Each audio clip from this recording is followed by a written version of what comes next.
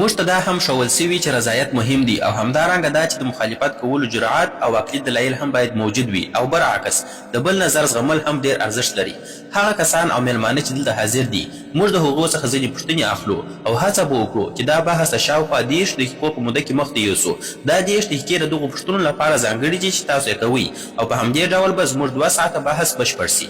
دلته 2 یا 3 بنسټیزې خبرې دي چې موږ باید پرې پوه سو. موږ باید ډېر احتیاط وکړو په ځانګړي ډول د هر ډول شعاري خبرو او احساساتي نارو څخه. لازمه نه ده چې موږ پکښې ګډون وکړو ځکه هیڅ شور او بېنظمي نسته. ټوله نړۍ دا هر څه تر نظر لاندې ویني او ګوري یې. که څوک غواړي وګوري او قضاوت وکړي نو باید خپل وقار، طرز او دریځ وساتي. موږ باید داسې بیلګه وګرځو چې خلک زموږ څخه یو څه زده کړي او له دې ځای څخه ډک لاسونه ولاړ سي. لیکوالان او فکري خلک تل یو د بل سره موافق او مخالف وي، کله یو د بل نظر مني او کله اختلاف ورسره کوي. یوه خبره باید وکړم، دلته زما د پوهنتون استاد پرویشتم اګروال صاحب هم ناست دی. هغه استاد چې موږ ته په ټولګي کې داسې راکاوه او موږ ته دا مهم اصل را زده کړ چې رضایت او همدارنګه جرأت او پوهه دواړه ډېر ارزښت لري. دا خبره واقعا ډېر مهمه ده. دوهمه خبره دا ده، دا بحث د هیڅ یو ځانګړي دین په اړه نه دی. په دې کې هیڅ اختلاف نشته او دا باید ټولو ته روښانه وي. دا بحث نه د کوم دین د ستاینې لپاره دی او نه هم د دین د سپکاوي لپاره. نو که څوک دلته د همدې نیت سره راغلي وي، زه غواړم هغوی ته ډاډ ورکړم چې تش لاسونه به له دې ځای څخه ستانه سي. په دې بحث کې د دیني نښو او سمبولونو ډېر استعمال سوی دی او د دې 2 کسانو په اړه هم خبرې کوو. اوس تاسو هغوی جدي ونیسئ. خو دا دواړه ډېر ښه خلک دي. موږ پرون ماښام د شای لپاره سره ناست وو، ډېر خندونکي حالت او مجلس وو. د دوی ترمنځ دا هم وسول چې عکس واخیستل سو. همدارنګه د عکس اوس په انټرنیټ کې لاس په لاس کیږي. همدا خبره د خلکو ترمنځ ګرمه سوې ده. دا دواړه کسانو د یو ارام، متوازن او سوکاله بحث لپاره موافقه وکړله. د ټویټر خبرې یوازې د ټویټر پرې محدود دي، که څه هم ایلن ماسک اوس دې ته ایکس وایي. اوس زه غواړم دا بحث له دې علماو او پوهانو سره راپیل کړم. که څه هم دوی پیژندنې ته اړتیا نه لري، خو بیا هم د ژورنالیزم د اصولو له پلوه پیژندنه ضروري ده. زموږ سره مفتي شمعل ندوي صاحب موجود دی. یو اسلامي عالم او علمي شخصیت دی. له کلکتې سره تړاو لري. هغه د واهن فاونډیشن بنسټ ایښودونکی دی. د لکنو ښار اوسیدونکی دی او د معتبرو دیني مدرسو له ډلې څخه د دارالعلوم له دولة العلماء څخه فارغه سوی دی. هغه ټولنیزې زده کړې هم کړي دي. په ټولنیزو رسنیو کې فعاله ونډه لري. په عامو فورمونو کې تدریس کوي، فکري بحثونه کوي. او زموږ سره بل جاوید اختر صاحب دی. جاوید اختر صاحب یو نامتو شاعر لیکونکی، سندره ویونکی او نثر لیکونکی دی. د فلمونو لپاره مکالمې هم لیکي او ګڼ مشهورې سندرې هم لیکلي دي. تر دې هاخوا هغه د علمي تفکر، عقلانیت او د الحاد ښکاره بیلګه دی چې د الحاد په اړه پراخ نظر لري. ښاغلو، د ټولو دا پوښتنه چې آیا خدای سته، هر څوک هڅه کوي جواب یې پخپله پیدا کړي. ځینې خلک د هغه په ذریعې پسې ګرځي چې ورته د خدای ذره وایي او ځینې په نورو کشفیاتو پسې ګرځي. دا پوښتنه هڅه کوي دا تشریح کړي چې کائنات څنګه د مادې بڼه خپله کړې، د پیدایښت او وخت څخه مخکې څه وه او د عقل او دماغ کشفیات پکښې څه دي، د طبیعت په بهیر کې څنګه دا واده کوي. زه هیله لرم چې نن به موږ دا بنسټیز اصول زده کړو او خپلو پوښتنو ته به ځوابونه پیدا کړو. د لومړي کس ته بلنه کوم چې سټیج ته راسي. مفتي شمعل ندوي صاحب، مهرباني وکړئ راسي.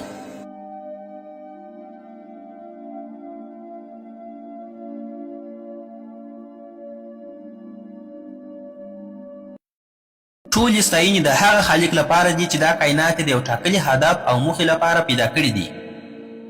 ښاغلی جاوید اختر صاحب او ښاغلی سراب داودي صاحب او محترمو اوریدونکو او درنو میلمنو، مننه چې تشریف مو راوړی دي. د نن ورځ مباحثه ځکه مهمه ده چې د خدای په شتون موضوع باندې ده او په دې موضوع په موږ او تاسو خبرې کوو. دا داسې یوه موضوع ده چې د هغې لپاره بېلابېل معیارونه شتون لري چې په هغه باندې باید بحث وسي. او د بحث د پیل څخه مخکې دا ډېر ضروري ده چې موږ دا روښانه کړو چې نن به په دې موضوع کې کوم معیار سم ګڼل کیږي او کوم معیار به ناسم ګڼل کیږي. لومړی معیار چې زما په آن زه تاسو ته وایم هغه ساینس دی چې جاوید اختر صاحب هم دې موضوع ته په ډېرې چټکۍ سره مراجعه وکړي او جاوید اختر صاحب ساینس موږ مخ ته ډېر ژر کښېږدي. حال دا چې ساینس په حقیقت کې د خدای د شتون د مستقیم ثبوت یا د هغه د انکار لپاره معیار نسي کېدلی. د دې معیار ساینس نسي کېدلی. دا ولې؟ دا خبره زه نه درته کوم بلکې د ساینس متخصصین دا خبره کوي. د ساینس ملي اکاډمي وایي ساینس هغه لارې او وسایل نه لري چې د خدای شتون ثابت یا رد کړي. دا پروسې او وسایل ساینس نه لري ځکه ساینس په تجربوي شواهدو ولاړ دی. د تجربوي شواهدو سره تړاو لري او تجربوي شواهد زموږ د طبیعي او فزیکي نړۍ سره اړه لري. حال دا چې خدای غیر فزیکي او ما فوق الطبیعت حقیقت دی، نو غیر فزیکي حقیقت د هغه وسیلې په واسطه نسي ازمویل کېدلی چې یوازې د فزیکي حقیقت د پلټنې لپاره کارول کیږي، نو د غیر فزیکي لپاره نسي کارول کېدلی. له همدې امله په نننۍ مناظره کې به د خدای د شتون د ثابتولو یا ردولو لپاره له علمي شواهدو کار وانخیستل سي، او نه به هم علمي شواهد او نه هم ساینسي شواهد ومنل سي.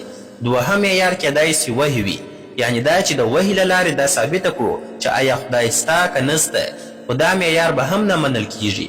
دا ولې؟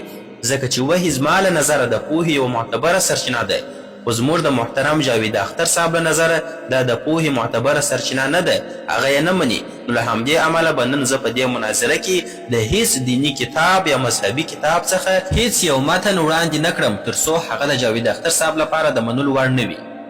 نو هیڅکله به داسې مذهبي څه وړاندې نه کړم چې د جاوید اختر صاحب لپاره د منلو وړ نه وي. دریم معیار چې کېدای سي مطرح سي هغه مشاهده ده، یعنې یو څوک ماته ووایي خدای موږ ته وښایاست، که خدای سته نو هغه ماته ښکاره کړه، یا دا چې د خدای د شتون لپاره تجربوي شواهد موږ ته وړاندې کړه. دا د ناسمو او غلطو وسایلو کارول دي، دا په حقیقت کې د ناسمې وسیلې کارول دي. دا داسې ده لکه جاوید اختر صاحب چې له ما څخه وغواړي مفتي صاحب د فلزي شي څخه ماته پلاستیک جوړ کړه، د دغه فلزي شي څخه ماته پلاستیک جوړ کړه چې په اصل کې پلاستیک د فلزي شي څخه لاسته نه دی راغلی. نو دا د ناسمو او غلطو وسایلو کارول دي چې په دې بحث کې به مطرح نسي، او د دې غوښتنه کول دا ماشومانه غوښتنه ده. نو زما په آن د خدای د شتون لپاره د تجربوي شواهدو غوښتنه کول یوه ماشومانه غوښتنه ده، او زموږ محترم جاوید اختر صاحب تر دې پړاو ډېر مخکې تللی دي. نو اوس یوازې یو معیار پاتې کیږي، او هغه معیار عقل او منطق دی، یعنې د خدای شتون به یا د عقل له لارې ثابت کیږي یا به د عقل له لارې رد کیږي. خو دا چې دا موضوع ډېره مهمه او حساسه ده، نو منطقي دلایل هم باید داسې وي چې قطعي او روښانه وي، نه مبهم او پټ چې د خلکو فکرونه ور خراب کړي. داسې وي لکه 2 او 2 چې 4 کیږي، دومره واضح او روښانه به وي چې په منطقي ډول رد کېدل یې ممکن نه وي. د بیلګې په توګه که موږ ووایو محترم ښاغلی سراب یو انسان دی او ټول انسانان شعور لرونکي موجودات دي، نو پایله دا سوه چې ښاغلی سراب هم شعور لرونکی موجود دی، انسان دی. آیا دا مبهم یا پټ دلیل سو؟ نه، قطعي او روښانه دلیل سو. دا قطعي دلیل دی، دومره روښانه لکه 2 او 2 چې 4 کیږي او په منطقي ډول رد کېدلی نسي. نو که نن زموږ جاوید اختر صاحب د خدای د شتون په اړه داسې کوم عقلي او منطقي دلایل وړاندې کړل چې قطعي وي، روښانه وي، نو زه دلته اعلان کوم چې زه به خامخا هغه دلیل ومنم او زه به پر هغه غور وکړم. خو له دې سره دا وړاندوینه هم کوم چې داسې هیڅ کوم قطعي دلیل هیڅوک نسي وړاندې کولی چې د خدای شتون نه ثابت کړي.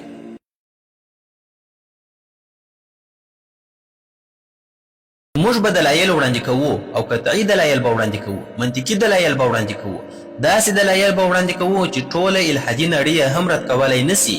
راځئ اوس یو ساده مثال تصور کړو. ما سره تصور وکړئ، زه له تاسو ټولو حاضرینو څخه غوښتنه کوم چې ما ته پام وکړئ. تصور وکړئ فرض کړئ موږ او تاسو یو ټاپو ته روان یو. فرض کړئ چې موږ او تاسو په یوه ټاپو کې یو، داسې ټاپو چې تر موږ مخکې هلته هیڅوک هم نه دي تللي. موږ او تاسو روان یو، ناڅاپه ستاسو مخې ته یو ګلابي رنګه توپ پروت دی. لومړی پوښتنه کیږي چې ستاسو ذهن ته راځي هغه څه ده؟ دا توپ ولې دلته پروت دی؟ څنګه راغلی دی دلته؟ ولې یې رنګ ګلابي دی؟ بل رنګ هم کېدلی سوی، ولې په همدې بڼه دلته پروت دی؟ ولې بڼه نه سوه بدله؟ دلته خو هیڅوک هم مخکې نه و موجود، نو دا توپ له کومه دلته راغلی؟ په طبیعي ډول تاسو دې پایلې ته رسیږئ چې حتما یو څوک سته چې دا توپ یې له همدې ځانګړو ځانګړتیاوو سره جوړ کړی دی او دلته یې ایښی دی. دا توپ یو چا دلته راوړی دی، ایښی دی. ځکه تاسو پوهیږئ چې د توپ شتون هم د یو چا شتون دلالت کوي چې هغه توپ یې په همدې ځای باندې ایښی دی. اوس دا توپ تاسو په ذهن کې پراخ کړي، د دومره پراخ کړي د کائنات په اندازې سره پراخ کړي، او هغه پوښتنه بیرته په فکر کې راوړي، او دا پوښتنه بیرته ستاسو په فکر کې راګرځي دا کائنات له کومه راغلي دي؟ ولې راغلي دي؟ له دې ځانګړو ځانګړتیاوو سره چا پیدا کړي دي؟ دا پوښتنې په هغه وخت کې هم پر همهغه ځای وي لکه څنګه چې تاسو د توپ په باره کې کولې. خو که دا پوښتنه له ښاغلي جاوید اختر صاحب څخه وکړو، ځکه چې د دوی فکر دا دی چې خدای نسته، او دا یوازې د دوی نظر نه دی بلکې د ټولو هغو کسانو نظر هم دی چې خدای نه مني. که له دوی وپوښتل سي چې دا نړۍ، اسمانونه، دا هر څه له کومه راغلل، نو عموما به دوی 2 ډوله جواب درکړي. یا به ووایي موږ نه پوهیږو چې دا نړۍ له کومه راغله، او بیا به دا پایله واخلي چې خدای نور نسته. دا ډول دلیل ته ویل کیږي د ناپوهۍ پر بنسټ ولاړ دلیل، یعنې ځکه چې زه نه پوهیږم نو هغه شی نسته، دا سمه طریقه نه ده. یا به دا جواب درکړي، دا به ووایي دا نړۍ په خپله جوړه سوه، نه دا چې یو چا جوړه کړې ده. که دا خبره سمه وي نو بیا نو هغه توپ چې موږ مخکې یاد کړ هغه به هم پخپله جوړ سوی وي. خو کله چې موږ یو توپ ووینو هیڅوک دا خبره نه مني چې دا توپ پخپله جوړ سوی دی، بلکې ټوله وایي دا حتما یو چا جوړ کړی دی. خو همدا خبره چې د توپ لپاره نه منل کیږي بیا د ټولې نړۍ لپاره منل کیږي، دې ته ړوند قضاوت وایي، ړوند باور وایي، یعنې داسې خبره منل چې ثبوت نه لري. بله خبره دا ده چې ښاغلي جاوید اختر صاحب دا هم ووایي چې په پخوا زمانو کې خلک د طبیعي پیښو په علت نه پوهېده. کله چې به برېښنا پرېوتله ویل به یې چې دا د خدای کار دی، او کله چې به باران ورېده ویل به یې دا هم د خدای کار دی. نو کله چې ساینس دا شیان تشریح کړل نو خدای ته اړتیا پاته نه سوه. دې خبرې ته وایي یعنې هر ځای چې انسان نه پوهېده هلته به یې د خدای نوم اخیسته. خو دا زموږ نظر نه دی، ځکه که موږ پوه سو چې باران څنګه ورېږي یا برېښنا څنګه رامنځته کېږي نو دا خو دا معنا نه لري چې خدای نسته. د یوې پیښې څرنګوالی پېژندل د دې انکار نه کوي چې دا پیښه چا پیدا کړې ده. زه به پر دې موضوع وروسته نور بحث هم وکړم. زه دا تمه هم لرم چې ښاغلي جاوید اختر صاحب احساساتي خبرې هم وکړي، لکه دا چې وبه وایي که خدای سته نو بیا ولې په دې نړۍ کې ظلمونه، دردونه او غمونه سته. خو دا احساساتي دلیل دی، نه عقلي. احساساتي دلیل د حقیقت د معلومولو لپاره سمه لاره نه ده. زما خبره دا ده چې د بدۍ شتون د خدای د نه شتون دلیل نه دی، بلکې د هغه د شتون دلیل دی. ځکه که خدای سته نو انسان مسؤل دی، یعنې باید د خپلو کارونو حساب ورکړي، او حساب هغه وخت معنا لري چې ښه او بد دواړه موجود وي. که بد نه وي نو حساب هم نسته، که حساب نه وي نو بیا پوښتنه پیدا کېږي نو بیا دا ټول دردونه، کړاوونه، ظلمونه ولې دي؟ که خدای نه وي نو دا کړاوونه بې معنا کېږي. اوس بېرته همهغه د توپ مثال ته راګرځو، خو دا ځل به یې ډېر ساده تشریح و. که څوک له ما وپوښتي دا توپ چا جوړ کړی دی یا دا ټوله نړۍ چا جوړه کړې ده، نو زه وایم دا نړۍ او د نړۍ ټول شیان داسې دي چې خپله له ځانه نه دي پیدا سوي، بلکې د بل چا یا بل څه اړتیا لري. د ټولو شیانو ته په فلسفه کې پر بل ولاړ شیان ویل کېږي، یو پر بل ولاړ شیان، یعنې دا شیان چې خپل وجود یې د بل چا له برکته وي. دا نړۍ له ځانه نه ده پیدا سوې. که څوک وایي په نړۍ کې داسې شی سته چې بل چا د اړتیا نه لري، نو زه ترې پوښتنه کوم چې ما ته دې وښیي، موږ به فکر پر وکړو.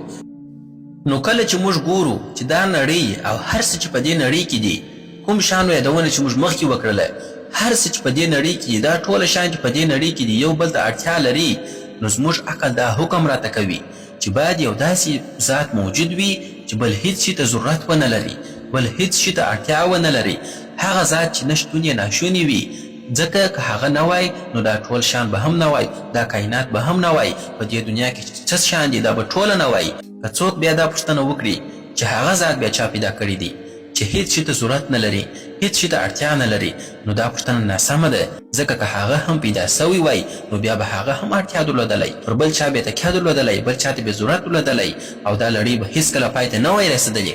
عقل دا خبره نه مني. نو باید یو داسې ذات وي چې له پیله موجود وي، تل موجود وي، بې نیازې وي، هیڅ شي ته ضرورت ونه لري، بل چا باندې تکیه ونه لري، پر هر څه برلاسې وي، ځواکمن وي، پوه وي، او پر هر څه باندې برلاسې درلودونکی وي، او پر هر څه باندې بنسټ ایښودونکی وي، د هر څه جوړونکی وي، پر هر څه باندې برلاسې وي، او د هر نظم او قانون ټاکونکی وي. ځکه دا نړۍ په ډېر نظم ټاکلو، قوانینو او دقیقې اندازې سره روانه ده. دا نظم بې له پوه او ځواکمن جوړونکي نسي کېدلی، او دا ځواکمن ذات او پوه ذات همدا هم هغه ذات دی چې موږ یې خدای بولو. مننه. زه د دې دلایلو وروسته د جاوید اختر صاحب څخه غوښتنه کوم چې د جواب لپاره سټیج ته راسي. مهرباني جاوید اختر صاحب.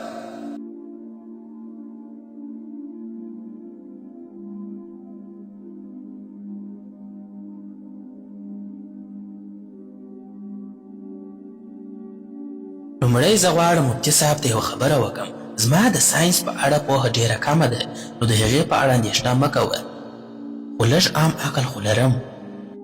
د خدای د تصور خبره کومه نوې خبره نه ده. دا له ډېره پخوا وختونو راهیسې د انسان په ذهن کې موجوده ده. ځینې دینونه 3000 یا 4000 کاله عمر لري، خو انسان له لسګونو زرو کلونو راهیسې ژوند کوي. انسان هغه مخلوق دی چې موږ یې نن یعنې اوسني انسانان بولو، یعنې همدا ننني انسانان، نه بل ډول. انسان تل د ژوند په اوږدو کې د یو ډول عقیدې یا دین لرونکی پاتې سوی دی. دا دینونه د ناپوه خلکو نه وه، دا دینونه د هغو قومونه وه چې ډېر پوه او هوښیار خلک یې درلودل.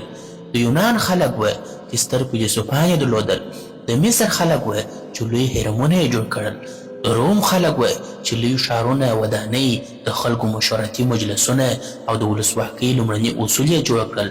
که څه هم د هغوی ولسواکي پوره نه وه، خو بیا هم واک یې درلودی. دغو خلکو خپل خدایان درلودل، او پر هغو یې هغومره باور درلودی لکه نن چې یو دیني انسان یې پر خپل خدای لري. د عیسویت له راتګ څخه مخکې په اروپا کې بل مذهب و. هغوی یو خدای درلوده، ښځې یې درلودلې، زامن او لورګان یې درلودلې. خو کله چې نوی دین راغی نو هغه پخوانی خدای او ټول تصور یې له منځه ولاړې. که تاریخ ته وګورو نو وینو چې د خدایانو تصور بدل سوی دی. هغه خلک چې پر پخوانیو خدایانو یې باور درلود ناپوه نه وه، بلکې د خپل وخت ډېر هوښیار او پوه خلک وه. خو پوښتنه دا ده چې نن د هغوی دینونه او خدایان چیرته دي؟ نن چې خلک پر کوم خدای باور لري له کومه معلومه ده چې څو کاله وروسته به هم همدا باور پاتې وي؟ موږ وینو چې په اروپا کې کلیساوې تشې دي، وخت تېرېږي، فکرونه بدلیږي. اوس راځو د دین اصل ته. هر دین له انسان څخه یو شی غواړي، هغه دا چې بې له دلیله باور وکړي. د بې دلیله باور څه ته وایي؟ د باور او ایمان ترمنځ توپیر دا دی. ما شمالي قطب ځای نه دی لیدلی، خو باور لرم چې ستا. ولې؟ ځکه خلک هلته تللي دي. نقشې ستا، دلیل ستا. دا بې دلیله باور نه دی، دا پر دلیل ولاړ باور دی. خو دین له انسان څخه غواړي چې داسې خبرې ومني چې نه دلیل لري، نه ثبوت لري، نه شاهد، نه منطق، یوازې دا چې ویې مني.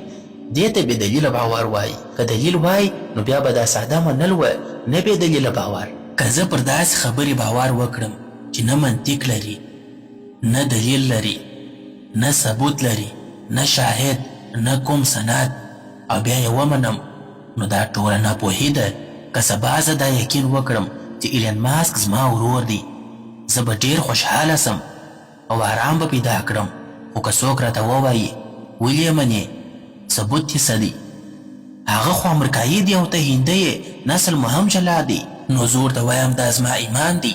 دا د ایمان معنا ده هغه څه چې ثابتول یې ممکن نه وي. که ثابتول یې ممکن وي نو بیا ایمان ته اړتیا نسته.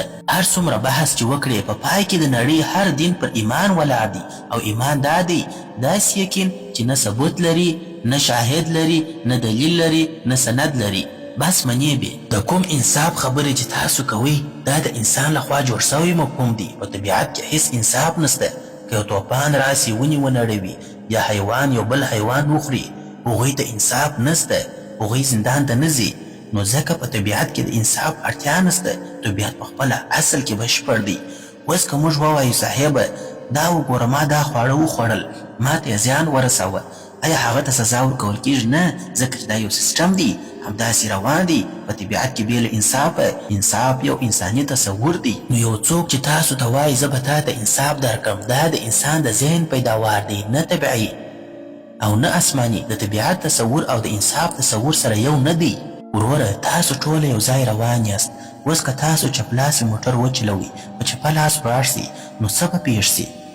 که داسې وسي نو تاسې به حادثه وکړي، یو څوک به ووژل سي، ترافیک به بند سي.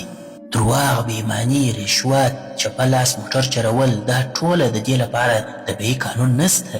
دا هر څه موږ په خپله جوړ کړي دي. لکه څنګه چې موږ د چپ لاس ډرایور قانون جوړ کړی دی، همداسې د انصاف مفهوم هم موږ خپله جوړ کړی دی.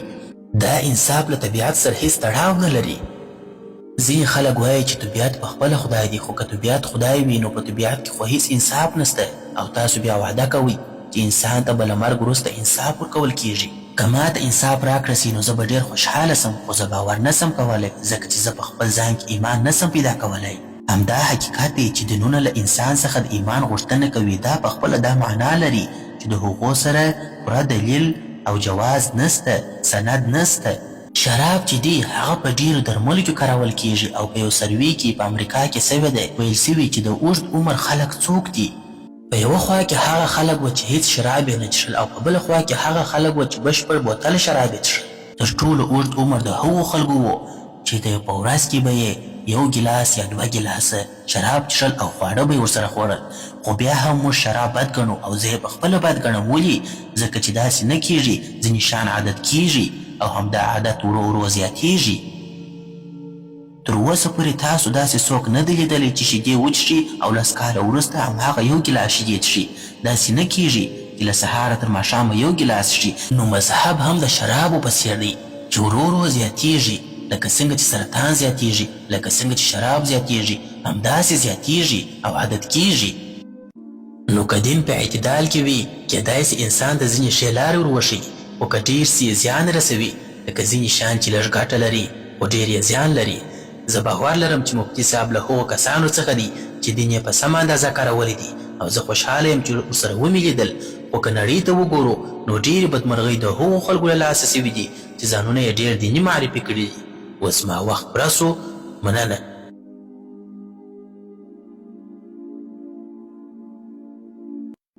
اوس د جاوید اختر صاحب د جواب لپاره مفتي صاحب ته بلنه ورکوو چې سټیج ته راسي. مفتي صاحب تاسو 7 دقیقې وخت لري.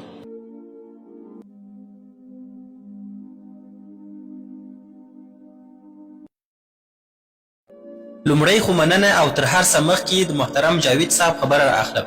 جاوید اختر صاحب وویل چې خدای پانی دی ځکه ډېر مذهبونه راغلل او لاړل. ځینو خلکو یوه سیاره خدای وبله، ځینو بل څه.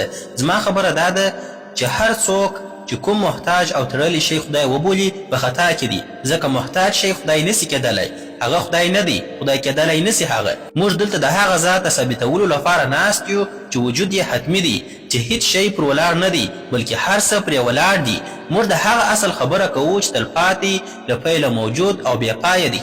موږ د بل چاره ثابتولو لپاره نه یو راغلي. دوهمه خبره دا وسوه چې ایمان او باور څه ته وایي. د ایمان دا تعریف نوی نه دی، دا خبره مخکې هم سوې ده. دا لومړی ځل نه دی چې دا تعریف وړاندې کیږي. دا خبره مخکې یو مشهوره لیکوال هم کړې ده او زه پوهیږم چې دا خبره له کومه راغلې ده. د پوهې له پلوه تاسو نسي کولی ایمان او باور داسې جلا کړئ. ایمان هم سم کېدای سي او هم ناسم، باور هم همداسې هم سم کېدلی سي او هم ناسم. هر هغه ایمان چې د عقل، دلیل او نښو پر بنسټ ولاړ وي هغه سم ایمان دی. او که څوک د داسې ایمان خبره کوي چې بې عقلي وي او هیڅ دلایل ورسره نه وي نو موږ هم د همهغه خبرې سره موافق یو. موږ هم داسې ایمان نه منو. موږ د هغه ایمان منونکي یو چې تر شا یې عقل وي او نښې وي. نو لکه څنګه چې باور سم او ناسم کېدلی سي، ایمان هم سم او ناسم کېدلی سي. نن زموږ بحث دا نه دی چې ایمان او باور کې توپیر څه دی. نن خبره دا ده چې حق څه دی. که څوک باور ومني که ایمان، اصل خبره دا ده چې کوم یو سم دی او کوم یو ناسم دی. ناسم ایمان څه دی، ناسم باور څه دی، همدا زموږ د بحث موضوع ده. بله پوښتنه دا وسول چې که دین او ایمان حماقت نه وي نو حماقت څه شي دی؟ زما په آن تر ټولو لوی حماقت دا دی چې څوک خدای نه مني. دا تر ټولو لویه ناپوهي ده. د دې مثال داسې دی، تصور وکړئ چې تاسو پر سړک روان یاست، یو باغ ته ننوځئ او هلته ووینئ چې په ګلانو لیکل سوي دي زه د جاوید اختر سره مینه لرم. اوس پوښتنه دا ده آیا تاسو به ووایئ چې دا لیکنه په خپله جوړه سوې ده؟ چا جوړه کړې ده؟ نه، دا په ښکاره ډول یو جوړښت دی او د هر جوړښت تر شا یو جوړونکی سته. نو که څوک دا ساده خبره نه مني چې دا دومره منظم کائنات چې په ډېر دقیق ډول روان دي په خپله جوړ سوي دي، زما په آن له دې څخه لوی حماقت او ناپوهي بله نسته. دا خبره بېعقلي ده. بیا وویل سول چې ته په توپ تمرکز کوې نه پر ټاپو. خو زما د توپ مثال همدا د دې لپاره دی چې وښیم ټاپو چا جوړه کړې ده. توپ هم محتاج دی، ټاپو هم محتاج ده. دواړه د هغه ذات غوښتونکي چې په خپله محتاج نه وي. وروسته دا هم وویل سول چې په طبیعت کې انصاف نسته. موږ په خپله پرېکړه کوو چې اخلاق څه دي او انصاف څه دي. لکه د ټرافیک قوانین، دا خو خدای نه دي ویلي. دا خبره سمه پرتله نه ده، دا د فکر تېروتنه ده. د ټرافیک مثال د شخصي اخلاقو دی، د عامو او حتمي اخلاقو نه دی. او دا شخصي اخلاق او قانون د خلکو لخوا جوړیږي او انصاف عام او حتمي اصل دی. که څوک وایي چې په طبیعت کې انصاف نسته نو بیا ولې موږ په نړۍ کې دومره هڅه کوو چې انصاف راولو؟ که بې انصافي طبیعي وي نو طبیعت یې همهغسې پاته سي. دا خبره خپله له عقله لیرې ده.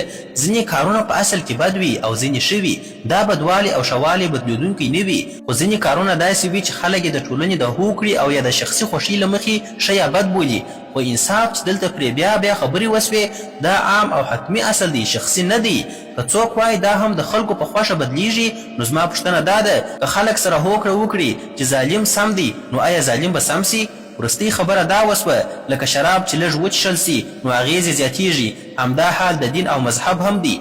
خو که دا مثال د خدای په شتون د نه منلو لپاره وکارول سي نو که څوک لږ لږ بې خدایي ومني نو پایله به یې داسې ټولنه وي چې هر څه به پکښې زور او ظلم وي. مننه.